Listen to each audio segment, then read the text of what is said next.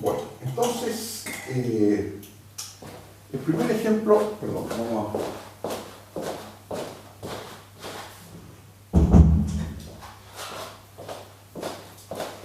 El primer ejemplo que estamos viendo sobre campos vectoriales, entonces, ejemplo 1, es el caso de la velocidad de un fluido. Entonces, fluidos. Entonces, nuestra región omega, que es, pensemos en el caso general, en que omega es, está en dimensión 3, que es el caso físico más relevante. Y no tiene simplificaciones de pensar que estamos en dimensión 2, en dimensión 1, ¿ya? Sino que estamos en dimensión 3, que es la dimensión de la física. Entonces, omega subconjunto de R3 contiene un fluido. Ya dijimos que fluido es una palabra que se usa en física e ingeniería como sinónimo de un gas o de un líquido. Entonces, contiene un fluido en movimiento. O sea, con una dinámica.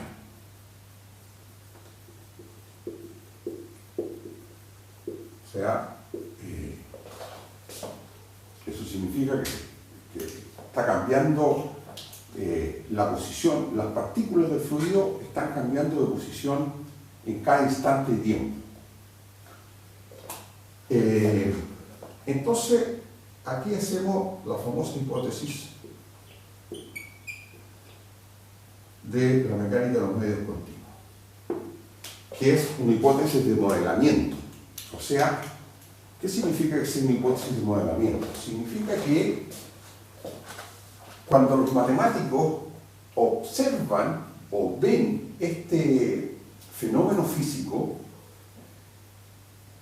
para poder matematizarlo, o sea, para poder entenderlo en el lenguaje de la matemática, lo que hacen es una idealización de lo que está ocurriendo, ¿ya? Y esa idealización de lo que está ocurriendo o de lo que están viendo consiste en suponer que cada partícula del fluido equivale a un punto dentro de la región omega y viceversa. O sea que hay una biyección entre las partículas del fluido y la región omega. Entonces, esa hipótesis, que se llama la hipótesis del continuo, de la mecánica de los medios continuos, que es una hipótesis matemática, dice qué cosa. Toda partícula P de fluido ocupa un punto, o sea, las partículas se fijan inmediatamente, no tienen dimensión, o tienen dimensión cero, son puntos. Ocupa un punto en omega y viceversa. Un único punto, diría. Un único punto en cada instante de tiempo. Un único punto en omega y viceversa. ¿De acuerdo? O sea, hay tantas partículas de fluido como puntos hay en omega y hay tantos puntos en omega como partículas de fluido. ¿De acuerdo? Entonces, a cada punto de omega, digamos R, vector de componentes X, Y, Z, asociamos la velocidad o el vector velocidad, ¿no es cierto?, de la partícula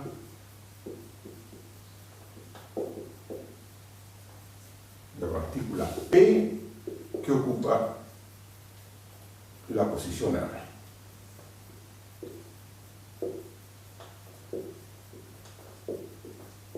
¿De acuerdo? Bueno, si ustedes quieren, todo esto se hace a t fijo, a un tiempo de... Entonces, fijamos t el tiempo, o la variable tiempo, en un instante dado.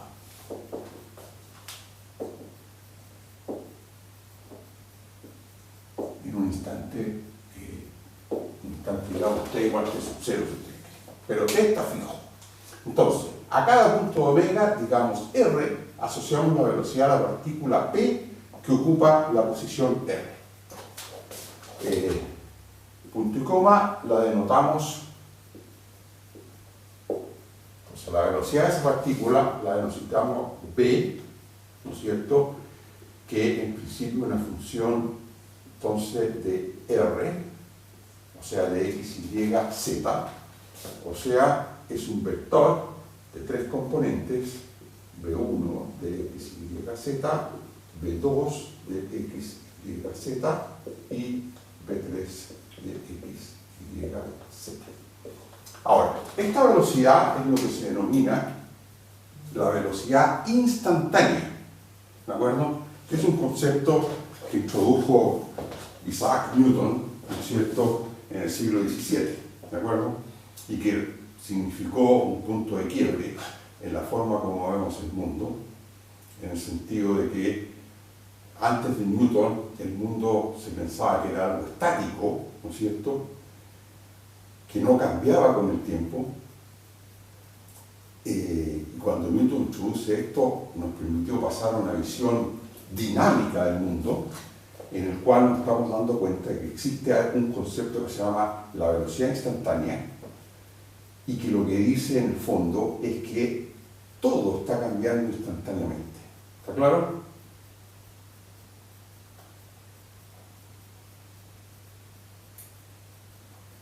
Y que rompió con el paradigma de la paradoja de Zenón sobre el movimiento, que quizás ustedes lo recordarán, ¿no es cierto?, que Zenón se preguntaba lo siguiente: supongan ustedes un cuerpo, ¿no es cierto?, que va de una posición A a B.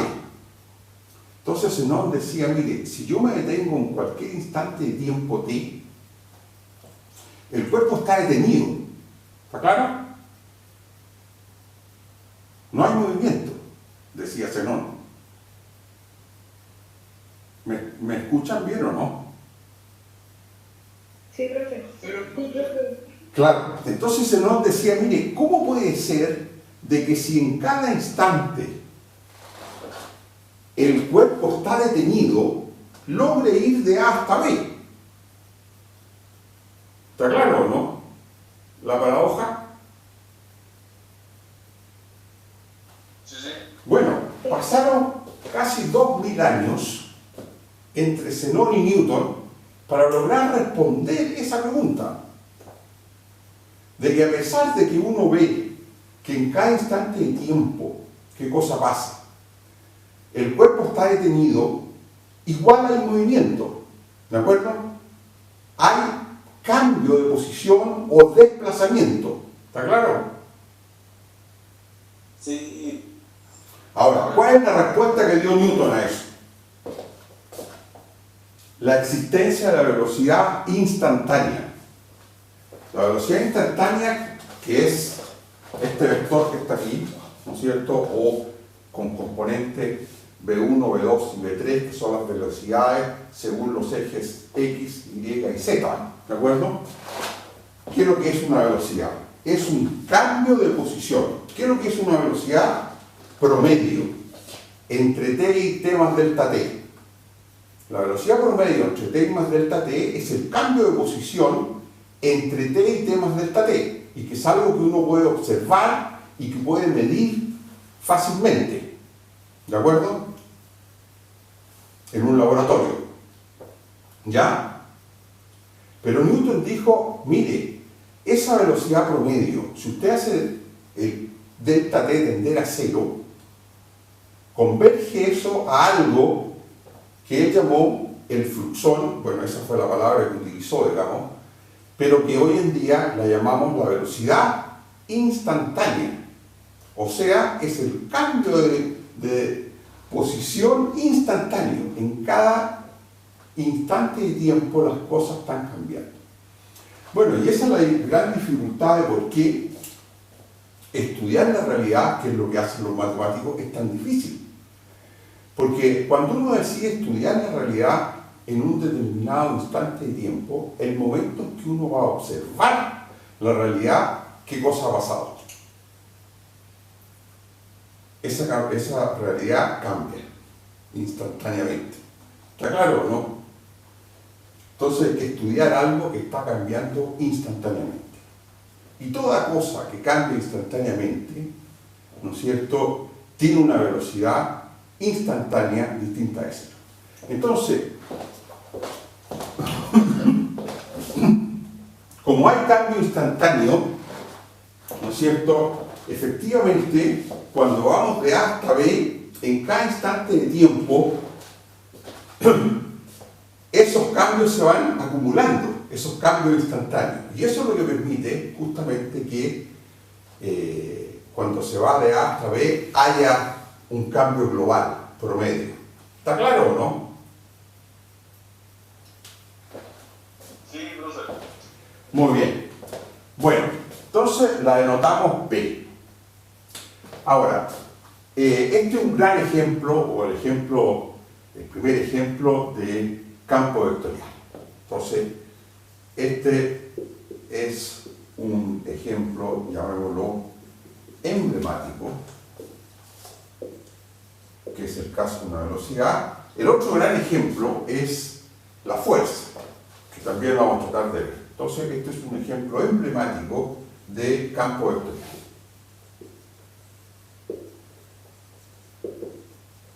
Ahora, normalmente, este B también de quién depende. El tiempo. A depende de T. Bueno, y así, en realidad la velocidad en general es el campo de velocidades del fluido, es una función de x, y, z, o sea, del vector r, pero también del vector, o sea, del vector del escalar t, que es el tiempo. ¿Está claro? Ustedes me dicen. Sí, ¿no? Entonces, quizás voy a hacer un dibujo. A ver, pensemos en un... A ver, bueno, ya les había mostrado el flujo Poiseuille la semana pasada. ¿Se acuerdan? Que es el escurrimiento de un fluido en una tubería. ¿Se acuerdan? Que responde más bien a un perfil parabólico. Pero veamos un ejemplo más simple. A ver, ejemplo 2. Ejemplo número 2. Entonces, considere un disco rígido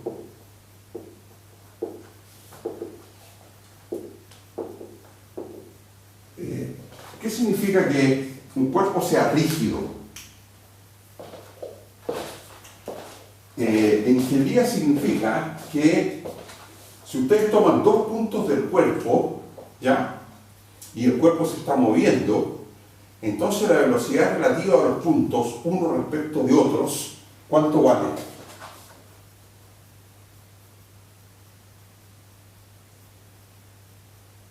Cero, exactamente. Cuerpos rígidos se definen de esa manera. La velocidad relativa de dos puntos al interior del cuerpo es cero. Entonces, considera un cuerpo rígido, un disco rígido, o sea, una cosa circular en dimensión 2, bidimensional, que gira en torno a su centro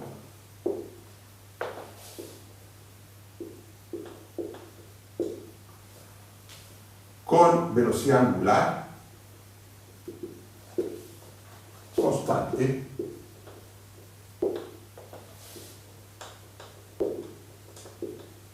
igual a, digamos, omega 0, número real fijo, dado. Entonces la situación que tenemos es esta.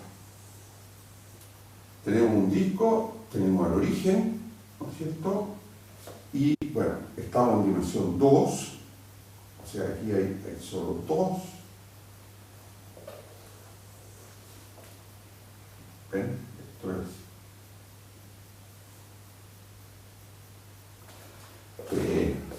Leonardo da Vinci, uno de los grandes cerebros de la historia del ser humano, si no el más grande, era muy hábil en dibujar círculos perfectos. Ahora, él se jactaba justamente de hacer unos dibujos perfectos. Ahora, el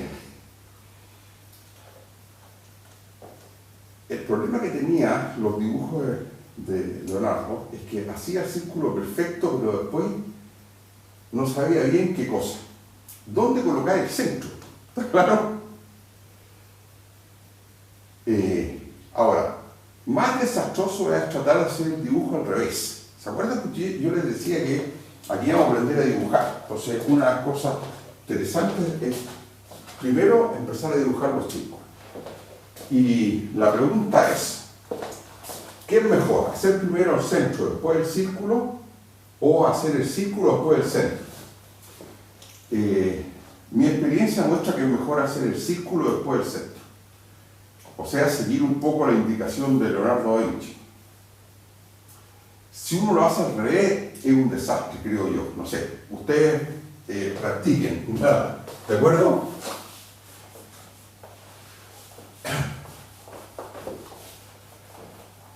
Aprender a dibujar círculo, mi opinión es que hay que seguir los consejos de Leonardo. Bueno, y no solo en dibujar círculos, sino en muchos otros, que vamos a ir aprendiendo a lo largo del curso, pero también vamos a aprender muchas otras cosas. Bueno, entonces, ¿qué significa que esto esté girando a velocidad angular constante omega 0?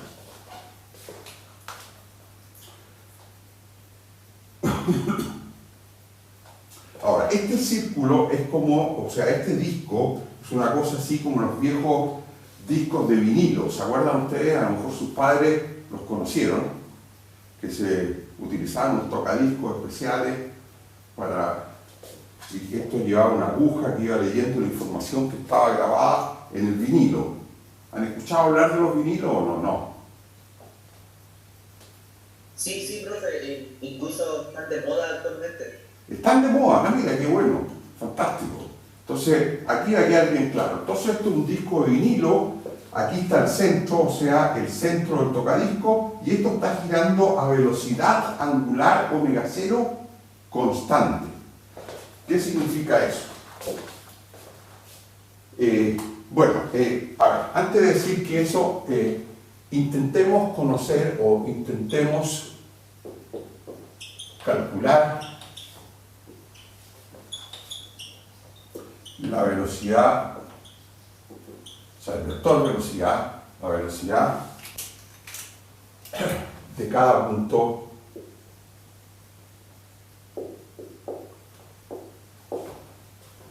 digamos X como Y en el disco T. Pues este es el disco T. ¿De acuerdo? Entonces, si ustedes toman un punto P aquí, una partícula, ¿cierto?, de componentes X y, esa partícula, cuando esto gira, tiene una cierta velocidad en cada instante de tiempo T. ¿Está claro?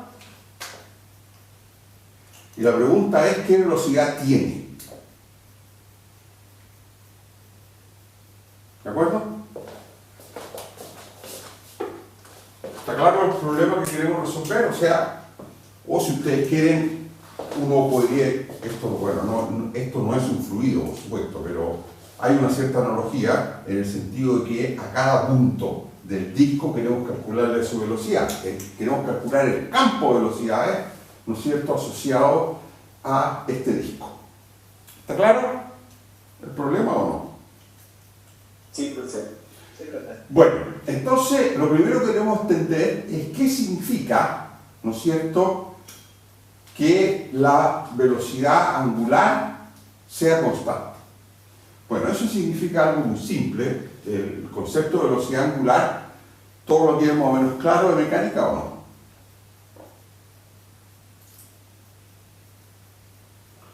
A ver, el concepto de velocidad angular está asociado a un eje de rotación, que en este caso el eje de rotación es el eje Z, ¿no es cierto? Porque esto sería X, Y, y el eje Z es el que sale hacia acá. ¿Lo ven? Entonces, para todo concepto de velocidad angular siempre es respecto a un eje de rotación. ¿Está claro? Entonces, esto está rotando en torno al eje Z. ¿Ya? Y la velocidad angular lo que mide es la variación de este ángulo con respecto a t. Entonces, ¿ya? Entonces, la velocidad angular, vamos a poner aquí,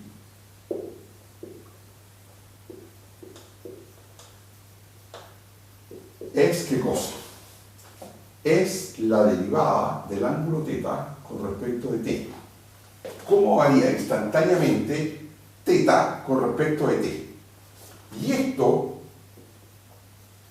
por hipótesis, entonces, por hipótesis,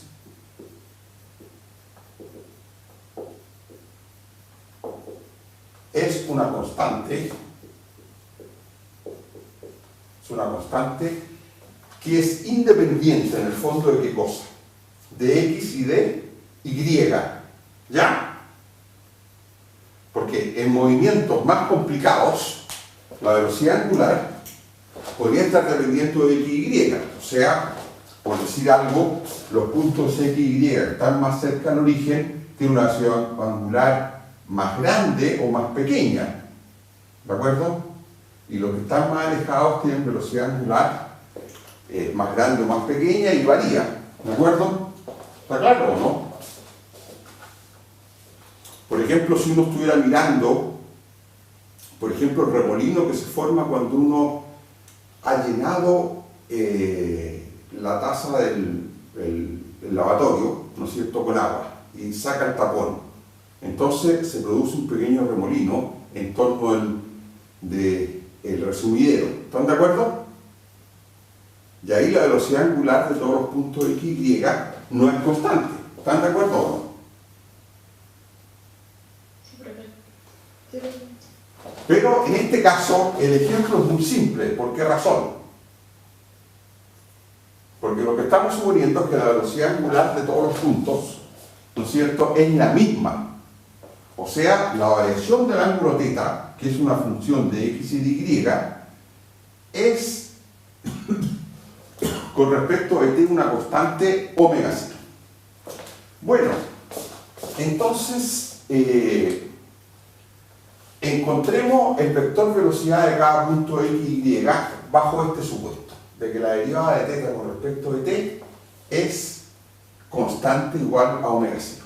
Entonces, la idea es muy simple. Entonces, escribiendo X y en polares, que es lo que conviene aquí porque tenemos justamente unas derivadas de las coordenadas polares constantes, se tiene, entonces, ¿qué cosa? Bueno, se tiene que X, que es en el fondo una función de t, ¿no es cierto? Cuando la partícula pi se va moviendo con el tiempo, ¿no es cierto?, su componente x es una función de t, e y también es una función de t. ¿Están de acuerdo? ¿Ya?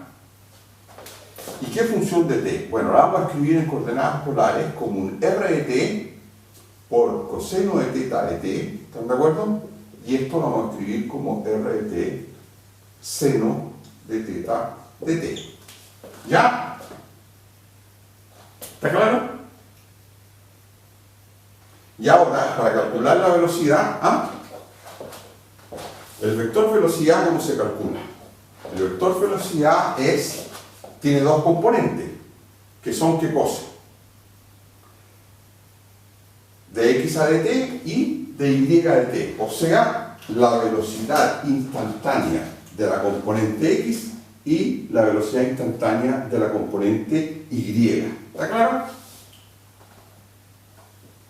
Sí, profesor. Sí. Ya. significa qué cosa? Que de x a de t, ¿cuánto vale? Vale la derivada de este producto. ¿Y la derivada de ese producto qué es? Es de r a de t por coseno teta de t, coseno teta no voy a poner, ¿no es cierto? Más la derivada, más r por la derivada respecto de t de coseno de teta, que es menos seno teta multiplicando a de teta a de t. ¿Están de acuerdo o no?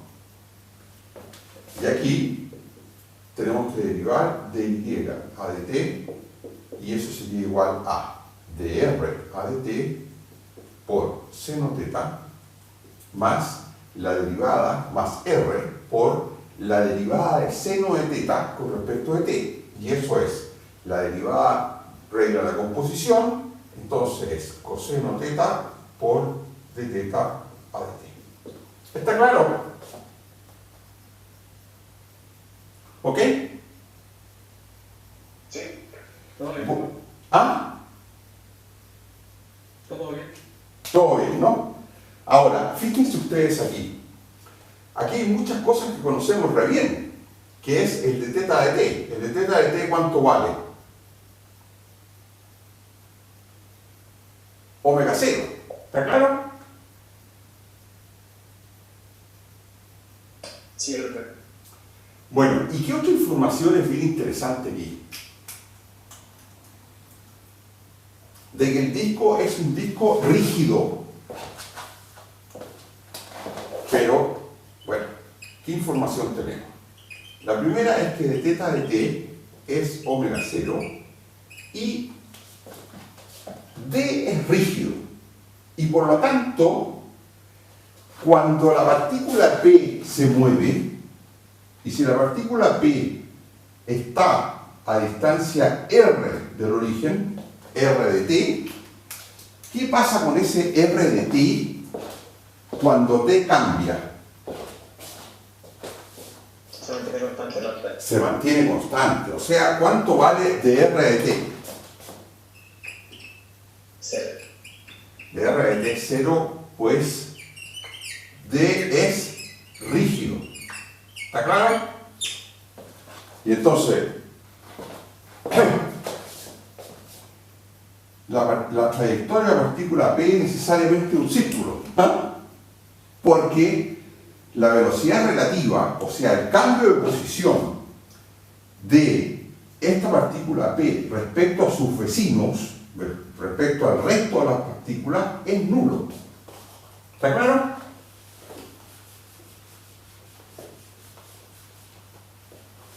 Bueno, voy a borrar esto nomás. Pero, entonces tenemos eso, y entonces, ¿qué cosa ocurre? Ocurre que de x a de t es simplemente igual, todo este término se anula y queda s. O sea, es menos r omega 0 seno de teta, y esto es de y a de t, resulta ser igual a qué cosa. Resulta ser igual a r coseno teta, no sé, perdón, r omega 0, r omega 0 coseno teta. Pero bueno, esto no es otra cosa que menos omega 0 y esto es simplemente más omega 0 x. Y entonces la velocidad de la partícula, que es de x a de t, de y a de t, es simplemente igual a omega 0 menos y, x. ¿De acuerdo? Ahora, el vector menos y, x es ortogonal justamente a el vector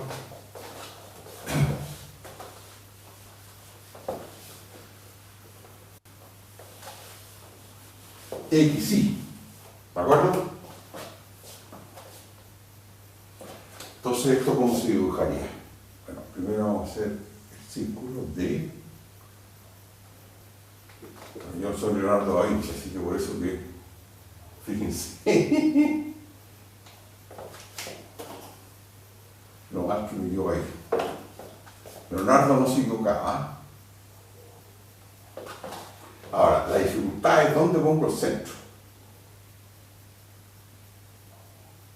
Bueno, no sé ahí, no sé si me dio muy bien, necesariamente regular. Bueno, entonces, si uno tiene un punto P de coordenadas X, Y, ¿no es cierto? El vector velocidad entonces es una cosa que el módulo va creciendo acá, ¿no es cierto? Y a medida que uno se acerca hacia acá, va tendiendo a cero. Y esto lo hace de manera lineal, digamos. ¿Ya? Entonces, esos son los vectores. Si este es el punto XY, ¿no es cierto? El vector velocidad de ese punto, entonces esta es la velocidad omega 0 menos I, X. ¿Está claro? Y aquí es tangente. Aquí este punto, por ejemplo, tiene ese vector velocidad. Eso menos I, X, bueno, multiplicado por omega 0 de omega. ¿Ya? Estoy suponiendo que omega 0 es positivo. ¿Ah?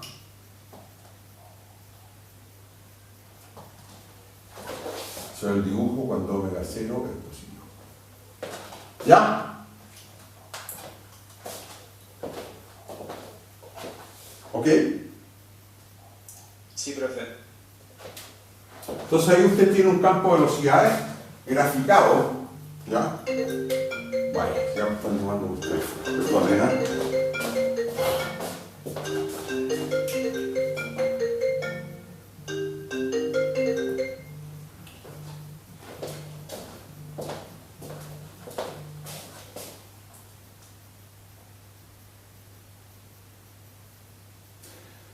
Bueno,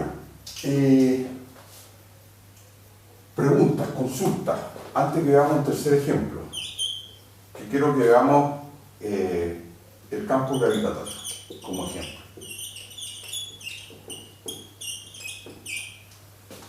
Pero me gustaría que me hicieran consultas si tienen. Sí. Dígame. ¿Qué dice arriba de la última flecha que dibujó? Menos I, X por omega 0, que es el vector velocidad. Ya, perfecto. Así. O sea, este vector es menos I, X, que es el vector velocidad, bueno, en este punto X, Y, digamos. ¿Ah? Llámalo P' de componente X' y prima, entonces eso sería prima. ¿Ah? ¿Por eso más claro ahí o no? Sí, perfecto. ¿Ya? Profe, Sí. de no ser que el disco era rígido, ¿qué tanto se complica el problema? Mucho. O sea, el problema es calcular el campo de velocidades. ¿Ya? Porque en ese caso, para calcular el campo de velocidades hay que usar modelos matemáticos mucho más complicados, que intervienen en ecuaciones diferenciales. ¿Ya? La dinámica, porque en ese caso, si el que no sea rígido significa que es deformable. ¿De acuerdo?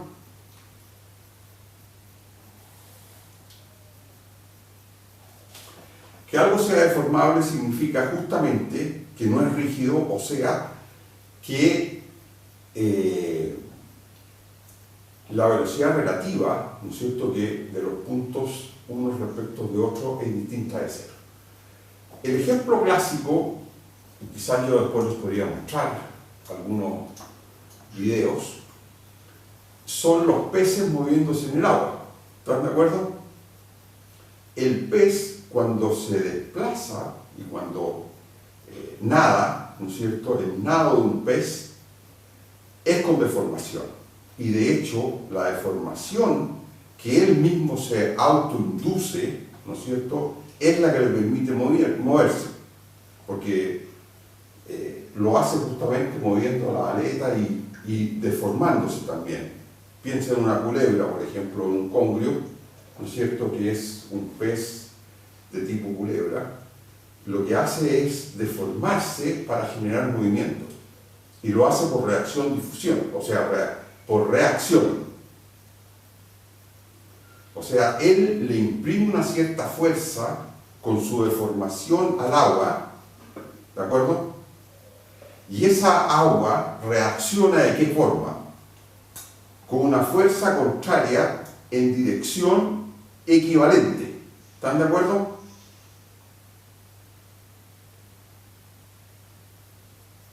¿Me escuchan o no? Sí, profe. Ya. Entonces, lo que hace el pez es imprimirle al agua, o ejerce sobre el agua, una cierta fuerza. ¿Y qué es lo que hace el agua?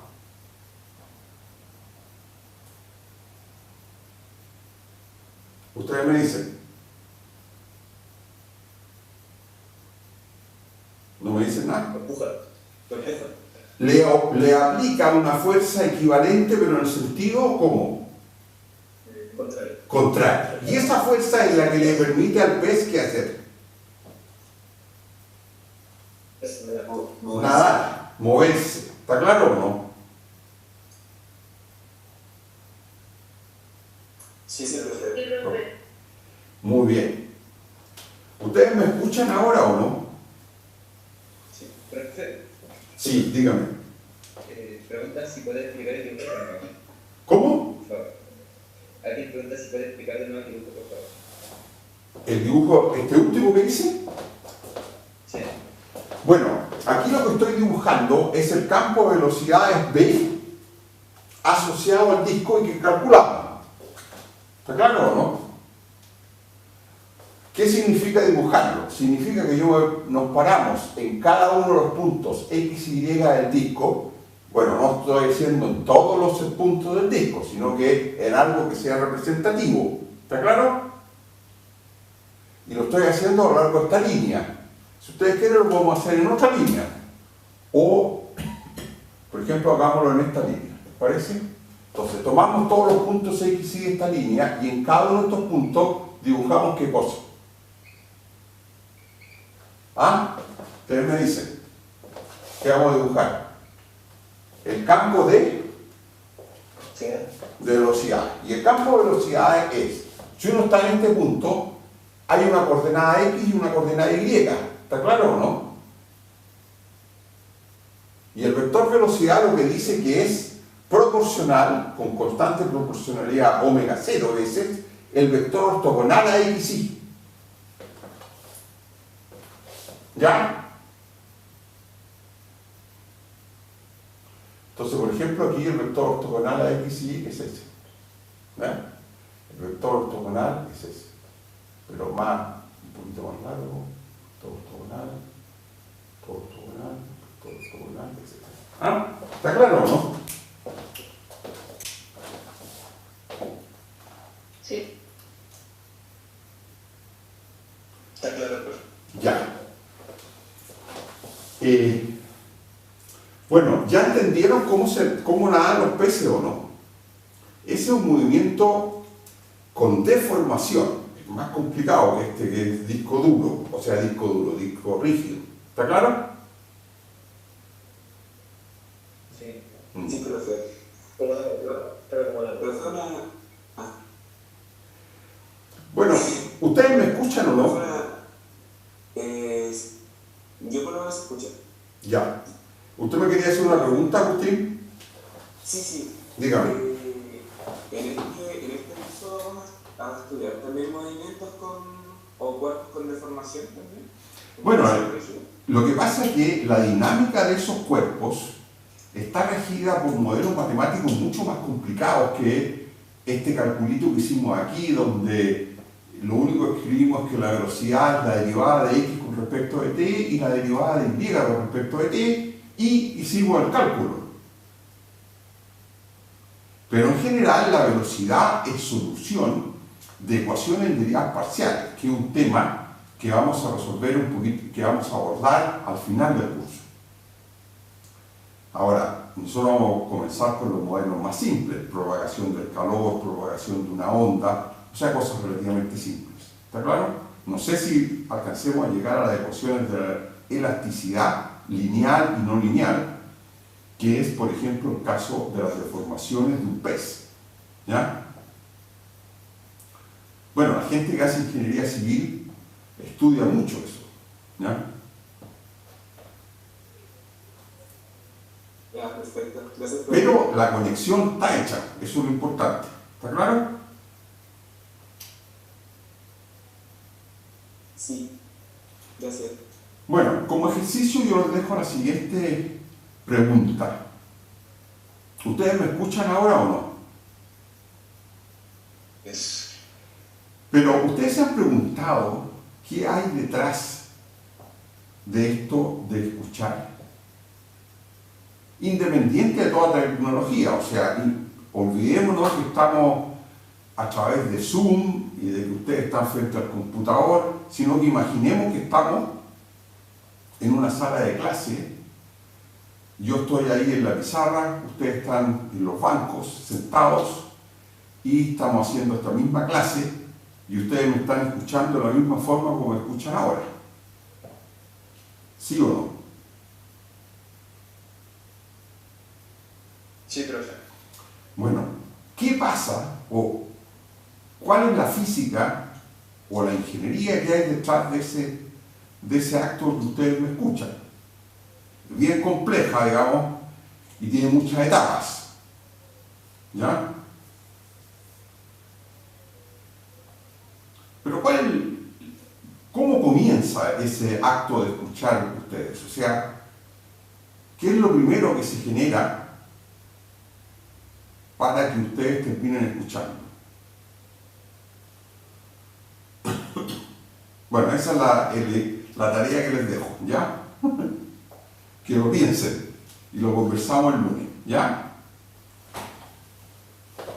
Entonces, ¿se refiere como desde el punto de vista físico? ¿O Físico-ingeniería. como filosófico? No, físico-ingeniería, Ah, ya. ¿ya? Físico-ingeniería, nada más, ¿ya? Bueno, campo gravitatorio. Entonces, eso queda de tarea. Ya, campo gravitatorio. Entonces aquí el hombre central de nuevo es Newton, ¿de acuerdo? Y lo que vamos a hacer es lo siguiente. Entonces, ubiquemos o posicionemos una masa M mayúscula en un punto del espacio, punto yo voy a llamar O, o sea, va a ser el origen en realidad del espacio, punto O del espacio, ¿de acuerdo? Ahora, como estamos en el espacio y la masa M, por grande que sea, igual podemos imaginar que ocupa un punto. Esta es la primera idealización que hacemos los matemáticos. ¿Está claro? Es de que esta masa M no ocupa espacio, sino que igual que es como una partícula de fluido, ¿ya? Que es equivalente a ¿qué cosa? A algo en dimensión cero, ¿ya? Entonces, del espacio. Entonces, la hipótesis que vamos a hacer, hipótesis de idealización matemática, hipótesis, esta masa M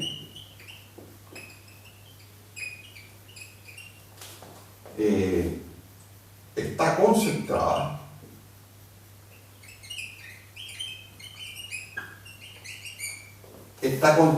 concentrada en O, ¿de acuerdo?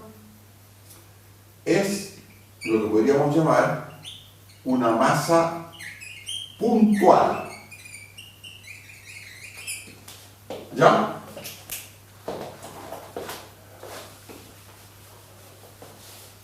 O sea, lo que tenemos es que Ahora estamos en dimensión 3, ¿eh? Entonces aquí tenemos X, Y y Z. De aquí tenemos el origen. Y ahí ponemos una masa M, que va a ser prácticos. Imaginen que eso es ¿qué cosa? El Sol, por ejemplo. ¿Ah? Entonces, por ejemplo,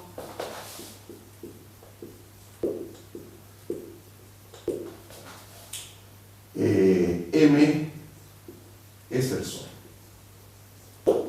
¿Ya? ¿Estamos de acuerdo? ¿Cuál es la estructura idealizada de la situación que queremos estudiar? Sí, profe. Ya. Entonces, vamos a decir lo siguiente. Gracias a Sir Isaac Newton,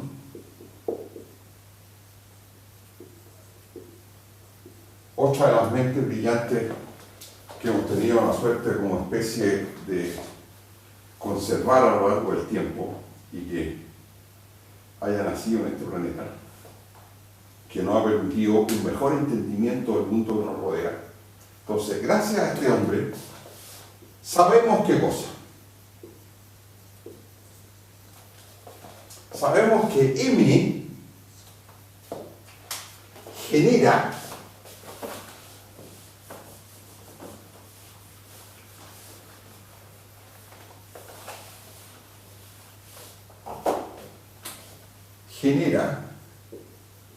un campo de fuerzas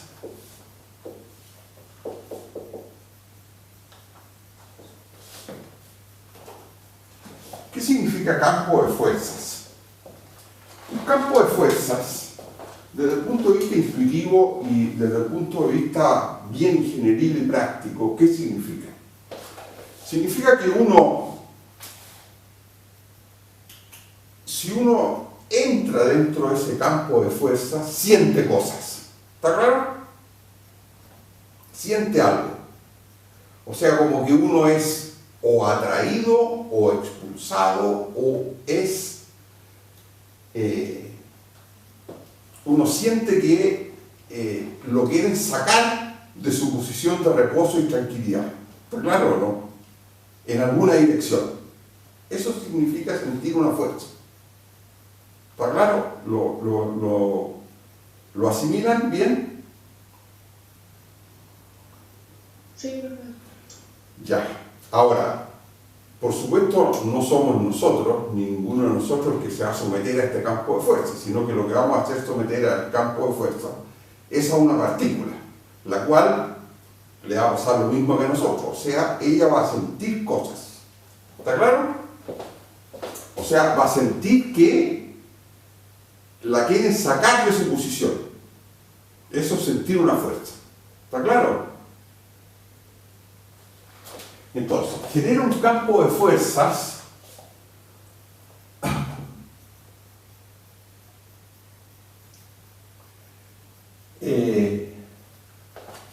que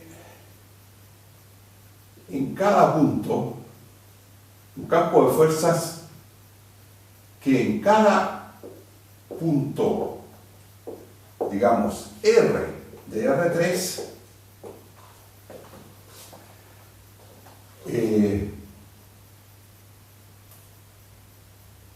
se siente, no se siente, no es la buena palabra. Cada punto R3 tiene O.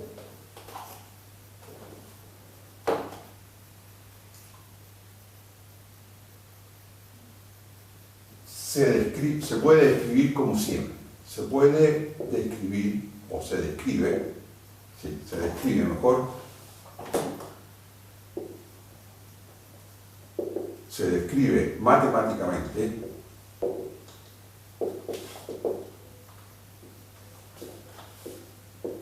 como si. Entonces, la descripción matemática es la siguiente. Si en R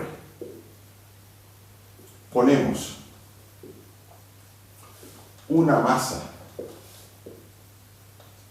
puntual, o sea, de nuevo concentrada completamente en el punto R, de valor 1, ¿de acuerdo? Podríamos poner una de masa M minúscula, pero preferible colocar una de valor 1 para que el cálculo sea mucho más simple. Entonces, si ponemos una masa puntual de valor 1 en la posición R, entonces la fuerza que ejerce, esto gracias a Newton, que ejerce M mayúscula, o sea, la masa que está en el origen, sobre ella, es una fuerza de atracción F que vale menos una constante G que Newton nunca la explicitó muy claramente, pero que la puso en su formulita, veces el producto de M por el valor de la masa que ponemos en R, partido por la distancia al cuadrado, o sea, por la norma de R al cuadrado, ¿de acuerdo? Veces el vector R unitario,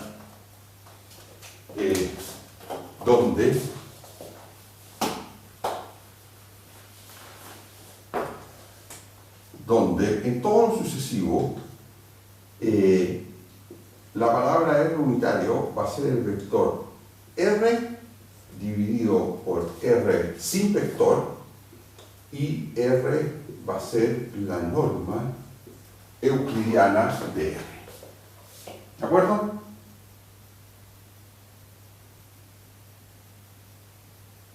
¿Ya? O bien, que es la forma como normalmente la vamos a escribir, esta fuerza F es menos G M partido por R cuadrado R unitario, o bien menos G M partido por R cubo R vector. ¿Ya? Entonces, si ustedes ponen aquí una masa en un punto R cualquiera, una masa, entonces este es R vector, si ustedes colocan una masa M igual a 1 concentrada en ese punto, ¿qué le ocurre a esta masa M? Esta masa siente una fuerza que es inversamente proporcional a la distancia que tiene el origen, o sea, inversa al cuadrado a la distancia, R cuadrado. Y tiene la dirección de menos R. ¿Está claro? O sea, es una fuerza de atracción. ¿Ya?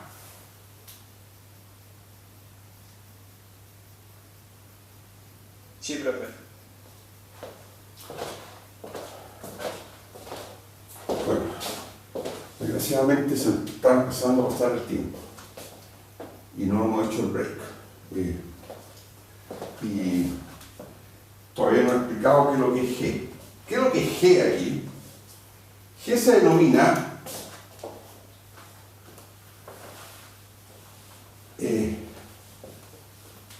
este G es una constante universal. ¿Qué significa que sea una constante universal? Significa que una constante es la misma. Esta ley de gravitación universal, esta ley de gravitación de Newton, se supone que es válida en cualquier parte del universo. ¿De acuerdo?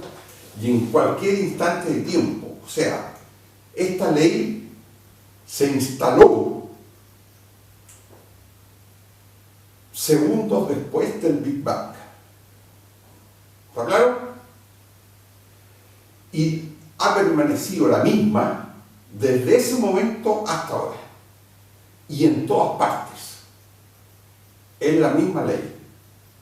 O sea, esa constante G es independiente de la masa m mayúscula, de la masa m minúscula, o sea, de 1 en este caso, independiente del lugar del universo donde estemos, independiente del momento en el cual escribamos la ley, o sea, esta es la misma al comienzo, en los primeros milisegundos después del Big Bang, y ahora iba a seguir siendo la misma hacia adelante, ¿ya? Entonces, eso es lo que se denomina una constante universal. Entonces, G es una constante universal. Eso significa, es decir, es independiente de las variables innatas, variables físicas innatas con las cuales nosotros nacemos, que son ¿qué cosa? Tiempo, masa, o sea, materia, y espacio. ¿Está claro? Son independientes de la posición, que es el espacio, y de la masa m mayúscula. ¿Ya? Constante universal que está ahí, la puso Newton para equilibrar las dimensiones de la igualdad.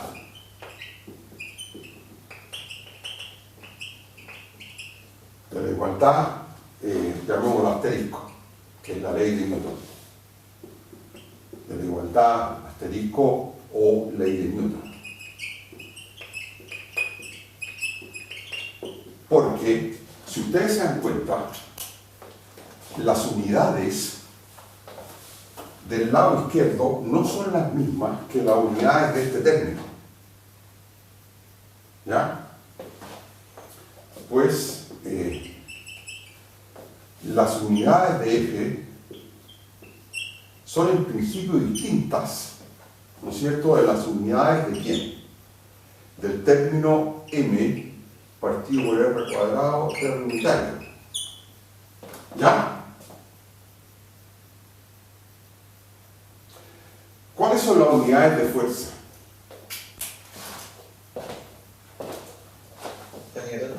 Ah, esto es un Newton, pero el Newton en términos de las unidades elementales, masa, largo, espacio y tiempo, que son las unidades intuitivas con las cuales nacemos y con las cuales, con las únicas con las que puedo en el fondo medir cosas.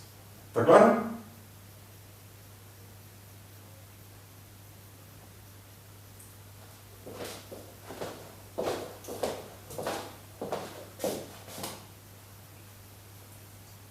Usted me dice. Hay alguien lo mandó en el chat. ¿Ah? Ahí alguien lo mandó en el chat. No, pero díganmelo ustedes, pues. Esto es masa por aceleración. O sea,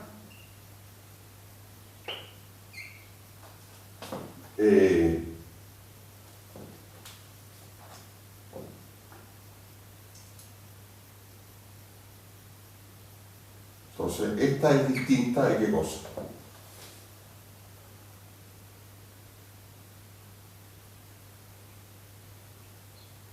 Masa partido de longitud al cuadrado. Esto es masa por una longitud al cuadrado y esta en R unitario no tiene, ¿cómo se llama? No tiene dimensiones. ¿Están de acuerdo? Sí.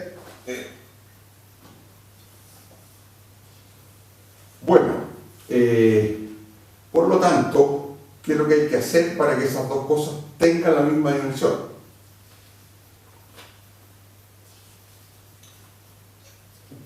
Volver a una constante por dimensiones ahora. Muy bien, exactamente. Eso es exactamente lo que hay que hacer. Y que en este caso, entonces, ¿qué dimensiones tendría que tener G?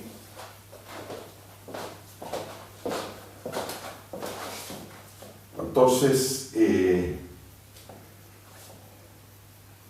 Y para que estas se igualen,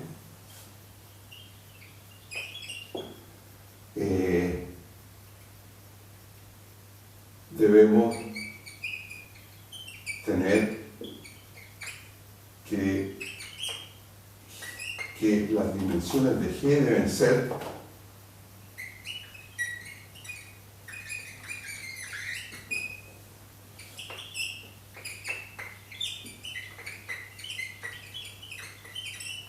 entonces, ¿cuáles deberían ser las dimensiones de G? Entonces, las dimensiones de G deberían ser tales que, si aquí uno pone G, ¿no es cierto? ¿Están de acuerdo? Si ahí pusiéramos G, deberíamos, multiplicado por esto, deberíamos obtener eso. Entonces, las dimensiones de G van a tener que ser, ¿qué cosa? Vamos a tener que tener segundos al cuadrado arriba, vamos a tener que tener un L cubo arriba, ¿no es cierto? El M está, a ver, ¿estamos bien con el M o no? Pero este segundo debería ser abajo. ¿Cómo? El segundo no debería ser abajo. El segundo debería ser abajo, tiene toda la razón. Ya estoy escribiendo en Ortega. Afortunadamente están ustedes para corregir. Eso me parece muy bien. Cuadrado, tenemos que tener un L cubo arriba. Y parece que el M... es que hay una cosa que se me olvidó. Es que aquí esto estaba multiplicado por otra unidad de masa, ¿se acuerdan? Entonces este es un M cuadrado en realidad. ¿Están de acuerdo? Por lo tanto, el G debería ser un M. ¿Ya? La ley de Newton es G por 1, ¿se acuerdan? Ahí hay otra unidad de masa. ¿Ya?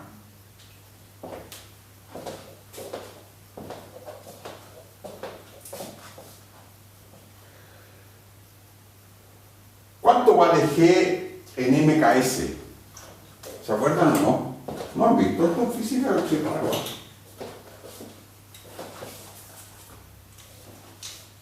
Sí, ese sería el mecánico.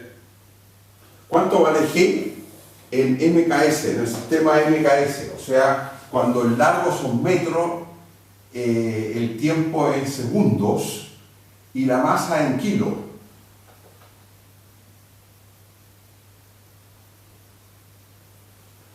Era como 6, como y algo. 6,67 por 10 elevado a Menos 11. menos 11. Muy bien, joven, se pasó. O sea, una cosa bien despreciable. 10 elevado a menos 11, 6,67 por 10 elevado a menos 11, pero está ahí, ¿eh? O sea, hay un G ahí entre medio. ¿Ya? Bueno, ¿qué les parece si damos un pequeño break? Que yo había preparado algo, pero creo que lo voy a dejar para el lunes, cosa que hagamos un break corto y podamos seguir. ¿Les parece o no? Entonces, para hacer el break, vamos a hacer un break de estos que nos enviaron del Centro Estudiante de Ingeniería, que los tengo, a ver, déjenme ver dónde los tengo. Sí, por aquí hay un break de ingeniería. Entonces, yo tengo que ir a hacer un share screen. Estoy aquí. Entonces vamos a hacer un share screen ahí. Estamos acá y lo vamos a echar a andar y lo voy a poner en pantalla completa para que tengan buena vista. Voy a cortar esto. Una vez que estés en un lugar tranquilo, en una posición cómoda, cierra los ojos y céntrate en tu respiración. En el aire que inhalas y el aire que exhalas.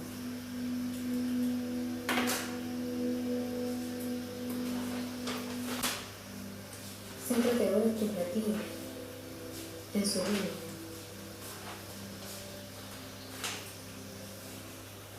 Y una vez que estés más relajado o relajado, vas a elegir un color. Ese color va a ser una luz de energía, una luz vitalizadora, que se va a encender en tu cabeza al contar hasta 3. 1, 2, 3. Hay una luz que se encendió en tu cabeza y que empieza a expandirse y que empieza a bajar por el cuello. Va bajando su color y va soltando las tensiones y sigue bajando. Llega a los hombros, a los brazos, los relaja, llega a las manos, se mete por cada uno de los dedos.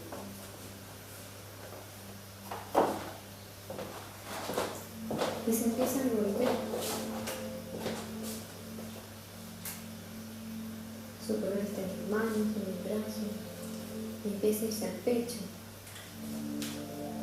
a la espalda. Y en la medida en que recorre cada parte de mi cuerpo, comienza a reconocerlo, comienza a revisarlo. Me hace consciente de todas esas partes. ¿Qué estoy sintiendo ahí donde aparece la luz? Pasa también por mi zona genital y baja por mis piernas.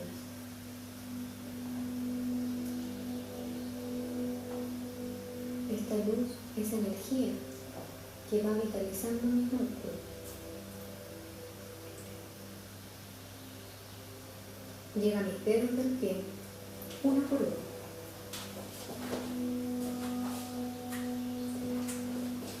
Y está en todo mi cuerpo. Todo mi cuerpo tiene el color de la luz.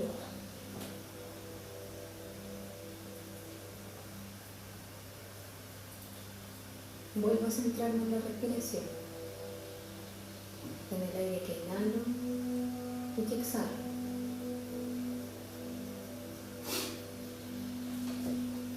Vuelvo a centrarme en mis latidos, en su ritmo.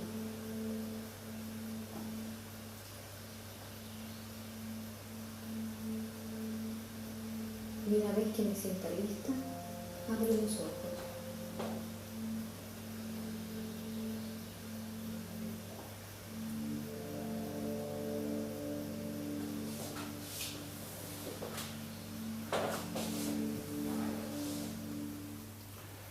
Ya, ¿qué tal? ¿Le gustó, parece, ¿Se sienten más relajados ahora o no? Así es. Perfecto. Era el objetivo. Totalmente. Totalmente más relajado. Qué bueno, Entonces, para terminar la clase, vamos a hacer un pequeño recuerdo del curso de varias variables, coordenadas cilíndricas y coordenadas esféricas. Porque, como ustedes se dieron cuenta, en el ejemplo número 2 sobre el disco rígido que estaba girando a velocidad angular constante, el cálculo de velocidad del campo de velocidades de todos los puntos del disco, lo que facilitó mucho el cálculo fue haber pasado a coordenadas polares, ¿se acuerdan? Entonces, en la modelización matemática de muchos fenómenos de la física y de la ingeniería, no siempre las coordenadas cartesianas son las apropiadas o las que facilitan los cálculos y el modelamiento. ¿Está claro? Ahora, en dimensión 2, las coordenadas polares son muy útiles para, en muchos casos. Pero en dimensión 3, son más bien las coordenadas cilíndricas o las coordenadas esféricas las que facilitan los cálculos. Pero en dimensión 3, como hay tanta fenomenología, la verdad es que los matemáticos se han dado cuenta que ni siquiera las coordenadas cilíndricas y las esféricas son suficientes, sino que ha introducido muchísimas otras coordenadas. Pero bueno, para comenzar, comencemos con un recuerdo de las coordenadas cilíndricas y las coordenadas esféricas, y a lo largo del curso vamos a ir introduciendo otras coordenadas más generales. ¿Está claro? Entonces, ahora, yo este recuerdo se lo subí a cursos. En la sección material docente hay 2 o 3 hojitas con estos recuerdos sobre coordenadas cilíndricas y coordenadas esféricas que antes de terminar la clase me gustaría hacer un pequeño resumen. Entonces, quiero que coordinemos. Entonces, recuerdo, lo voy a bajar también de un curso, por si acaso. Entonces, aquí vamos a llevar las coordenadas cilíndricas y aquí vamos a poner las coordenadas esféricas.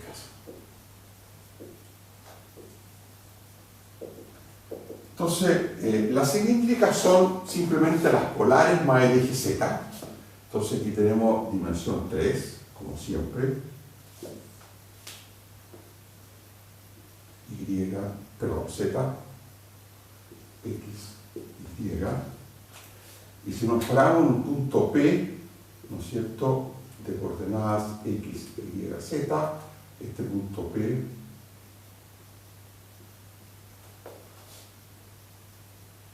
es algo así, ¿cierto? Esa paralela a esta. Entonces, este es, fusionando X. Este es X, este Y y este es Z. Entonces, tomamos un punto P, lo proyectamos sobre el plano XY, aquí está X, aquí está Y, y este es el ángulo de las polares, medido desde el eje X, ¿de acuerdo? Y esta distancia del origen hasta este punto es lo que se denomina ρ. Entonces, las coordenadas cilíndricas son ρ, teta y z. O sea, son las coordenadas polares donde ρ es una variable que está entre 0 y más infinito, teta es el ángulo de las coordenadas polares, o sea, es un número real entre 0 y 2pi, y z es un real. ¿Y cuál es la relación? Bueno, ρ es la raíz cuadrada de x cuadrado más y cuadrado, teta es simplemente el arco tangente de y partido por x, bueno, si x es distinto de 0, y la variable z es simplemente z. ¿De acuerdo? Ahora, cuando x vale 0, ¿no es cierto?, este ángulo, ¿cuánto vale? Bueno, depende si x vale 0. Si y vale 0, uno define esto como pi medios, ¿de acuerdo? Si x vale 0, pero y es negativo, esto se define como 3 pi medios. Y si x vale 0 e y vale 0, y z es cualquiera, o sea, estamos en el eje z, esto vale, se define como 0. Disculpen si está muy chico, pero lo pueden mirar en la hoja, ¿eh? ¿Ya? Entonces esa es la forma de pasar de las coordenadas cartesianas a las coordenadas cilíndricas. Ahora, las coordenadas esféricas no me quiero pasar de la hora, me quedan 4 minutos, ¿sí? Las coordenadas esféricas son también bien simples. Yo me imagino que las vieron ustedes, ¿no? Bueno, esto es X, esto es Y y esto es Z. Entonces, si uno está, aquí está el origen, si uno está en un punto P cualquiera, de coordenadas X, Y, Z, ¿cómo describe ese punto P en coordenadas esféricas? Bueno, de nuevo hay que introducir los ángulos de siempre, o sea, el ángulo θ Entonces, esto es X, esto es Y, y bueno, esto es Rho, y aquí está Z, ¿cierto? Entonces, en esférica vamos a decir X, Y, Z se describe por tres variables ahora que son un poquito distintas. Lo primero es una variable R minúscula, la segunda es el ángulo θ de las coordenadas polares y la tercera es un tercer ángulo con, bueno, este R está entre 0 y más infinito y representa esta distancia, o sea, R es la raíz cuadrada de x cuadrado más y cuadrado más z cuadrado, ¿no es cierto? Es la norma del vector R, ¿ya? Después está θ, que es el ángulo de las coordenadas polares,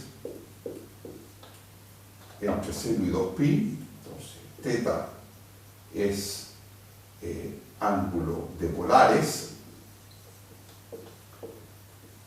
y φ es un ángulo que está entre 0 y pi y que mide la apertura del vector R con respecto a el eje Z, o sea, es este ángulo, este es φ. ¿De acuerdo? Ese es φ.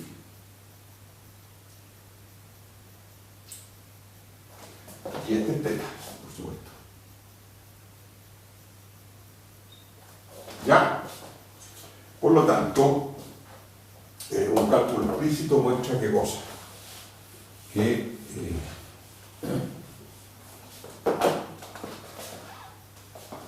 φ, entonces, bueno, coseno φ, si ustedes quieren, vale, a ver, en este triángulo de aquí, tac, tac, que es recto acá, ¿no es cierto? Esta es la hipotenusa y coseno φ sería z partido por r. Y entonces φ es arco coseno de z partido por r, por supuesto si r es distinto de 0. Ahora, si r vale 0, φ se define como 0. ¿Ya? Bueno, creo que la próxima clase, el lunes, podemos escribir la relación inversa. O sea, si conocemos las coordenadas cilíndricas o conocemos las coordenadas esféricas, ¿cómo recuperar las coordenadas cartesianas?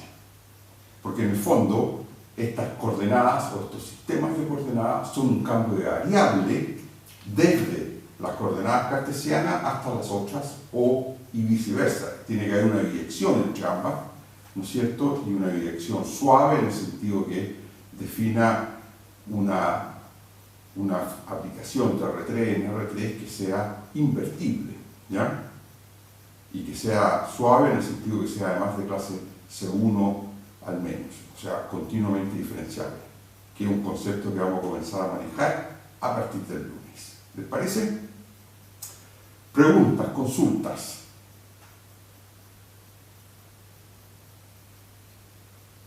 Comentarios. Creo que esta clase aprendimos hartas cosas, ¿no?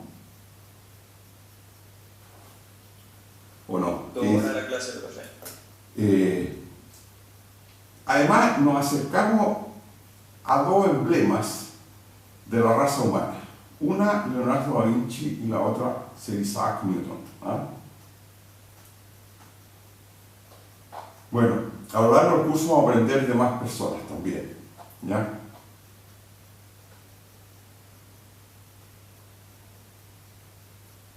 Bueno, y nos acercamos también un poco al mundo de la física, a la ingeniería civil, a la mecánica de fluidos, y más adelante nos acercaremos a otras ingenierías también. Sí. La idea es colocar todo en la misma coctelera.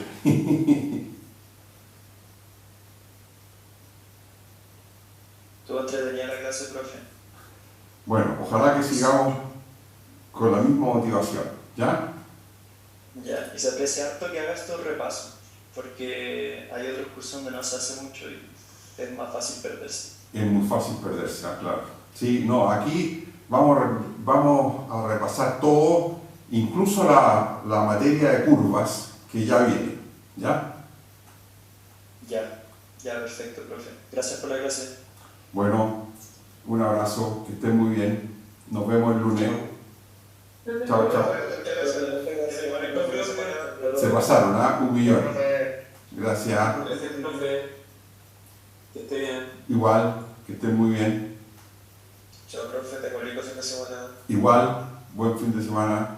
Un abrazo, nos vemos. Igualmente. Chao, chao.